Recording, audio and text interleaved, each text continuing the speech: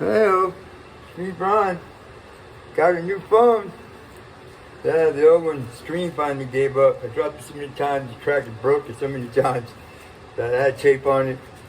My stepdaughter Samantha tried to fix it with the super glue and the super, ultraviolet ray gun thing she had. And it worked for like a day or so, and that was it. But anyways, some shit. So, figured, make a video with my new, iPhone SE. Yeah, it's official. I'm an official Apple device owner. Yeah, got me, Apple account, the whole bit. But anyways, we've been having so much fun in our vacation days, since they let us out of the hospital.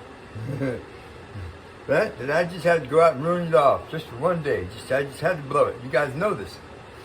Right? See, I can't have nice things because of me. But anyway, I was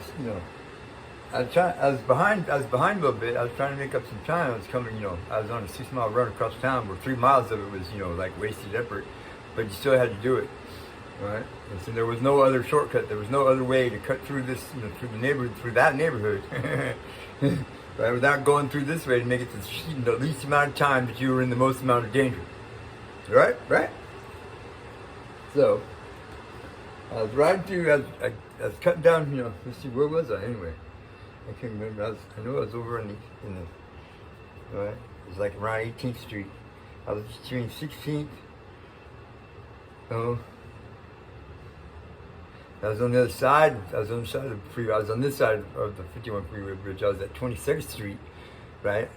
I was running between 22nd Street and 25th Street, right?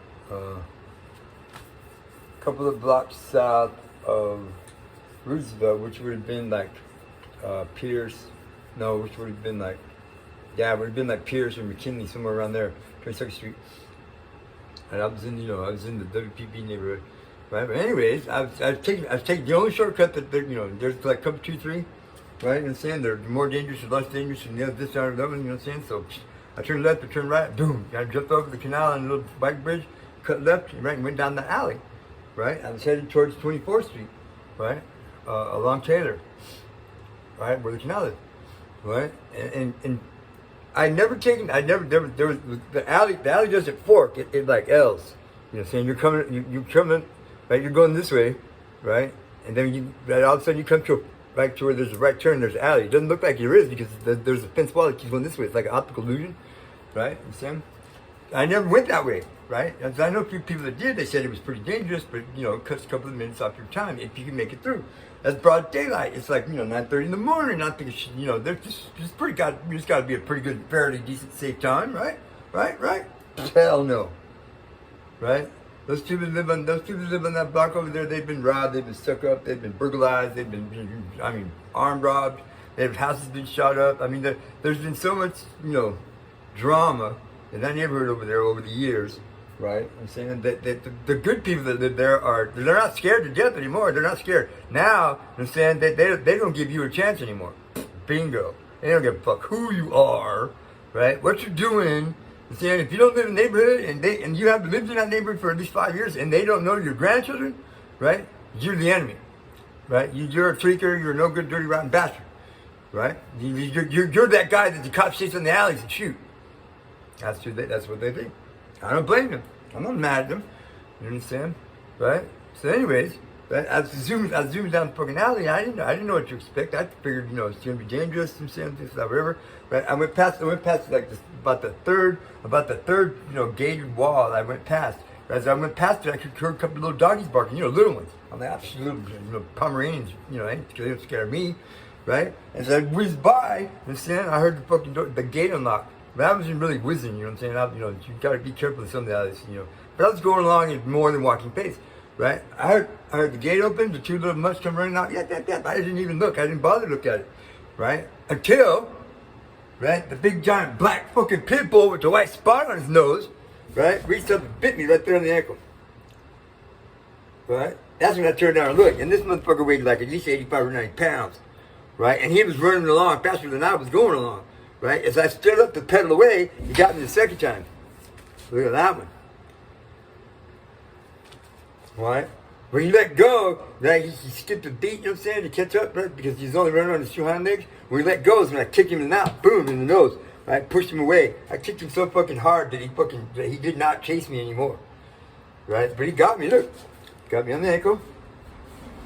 He got it right there, and that's a painful motherfucker, look. I got out the fucking magnifying glass so you guys can get a look at it. Let's see, where is it? Oh man, the light's fucking it up. Yeah. Let's turn this way. See if you guys can get a look.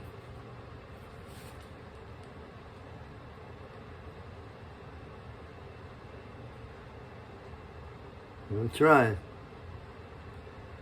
Here, let's just do it this way. Got me, huh? Every one of his damn teeth. You know what I'm saying? Wasn't his fault, poor doggy. He doesn't know any better, right? I mean, they've been treating him bad, right? They've been kept him locked up in that damn yard his whole life, since he was a baby, right? He only knows a couple of things. Number one, when he hears that back door screen open, you know, a certain time of the day, you know, in the shadows this way from the bush and the water bowl's almost empty, it's time to eat. Two, right? When the kids come out in the backyard to play, they're saying he's going to get off the chain for a little while, but he's got to stay in the yard. Three, right? If dad comes running out the back door, you know what I'm saying? He runs over to the gate and he takes the chain off and he opens that thing up wide. It's my turn to go out in the alley. And I get to do whatever I want. Right? And as he's running out the gate, guess what dad's saying? Bite him, boy, bite him! Whoever's in the alley is unfortunate to me. Blackie with the white spot on his nose.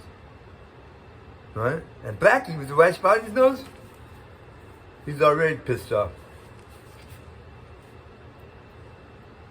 That's the only stuff he might know a couple, two, three more things, you know what I'm saying? Like, you know, when mom comes outside, if she goes out the back gate, I gotta stay in the yard. Because she's just jumping out the trash. Right? Or otherwise she'll whack me on the nose with that stick over there by the fence. Right? He knows that one. Let's see, oh yeah. And then when Lupe, right, and homeboy come, you understand, and they're clicking those things in their hands, so I ain't supposed to nick nobody or jump nobody, or I'll get whacked on the nose with that stick over there. Right. There's another one he knows. And if I gotta take a poop, no matter how bad, I gotta run over there and poop by that little bush. Right? Or I'll get hit on the nose with that stick. Right?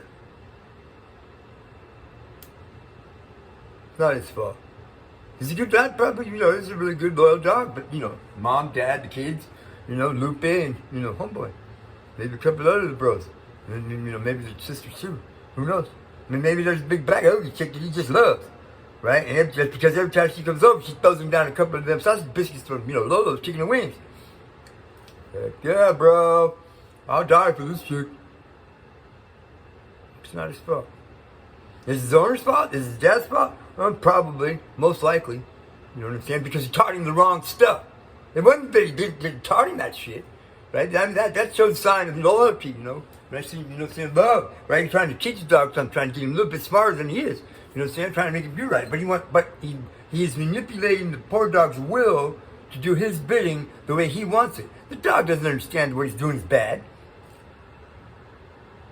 He's just doing what comes naturally. He's big, gnarly, 90-pound pit bull with some damn teeth. So, what are you gonna do, Brian? This is what I'm gonna do. I got me some 70% aspartic alcohol, some Vaseline Blue Seal fucking petroleum jellies. Alright? I got my, you know, pocket bag first aid safety kit right here. Right? With all the fucking, you know, patches and alcohol rubs and, you know, all kinds of other shit. You know, fucking body oil and fucking band-aids. Right? I got my first aid kit. Right? It's in my other backpack. Right? With the Mercurochrome and stuff. I got brand new pack needles, right? I got about 50 bullets, you know, spools of thread around here somewhere. Got the fucking hygiene bag right here in case you need some more, you know what, some soap, right? And some clean water in the bucket behind you to wash it off with, right? And, what the fuck? Just in case, right? We need some painkillers, extra painkiller, extra strength painkiller, right? We got some Evans.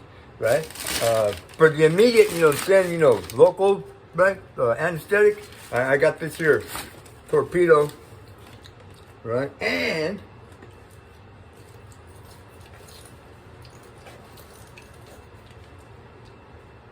got me about that much fucking hydro, right? In my fucking spare weed bottle, right? And so I'm gonna, finish my little triad here. You know what I'm saying? Right? With this stern warning, right? It's not the dog's fault, but it's your fault. Yeah. I pretty much basically did this to myself because of a stupid thing that I did. What? I went down the alley, right, blindly, without knowing, right, that I'd passed by 1,000 billion times, right, never even thought about turning that way and going that way, right? You know what I'm saying? The only reason I did that was because one of my buddies, you know what I'm saying, but I seen the last time I seen him was like, 20, 29 minutes ago when I left because I had to go do this, I got some shit I got to go do right now, you know what I'm saying, right? Right? And he told me, man, take the shortcut, bro, you're running behind. And stupid ass me, for the first time ever, it fucking dropped in, and I heard it. The only reason I did it. Right? If I hadn't heard what he said, if I had never paid attention, if I had just let it go like I always did, I wouldn't have this. Doggy wouldn't have a sore nose. Right? Dude wouldn't think that, he kicked some fucking ass, some bum ass dude's ass, motherfucker bitch. Right?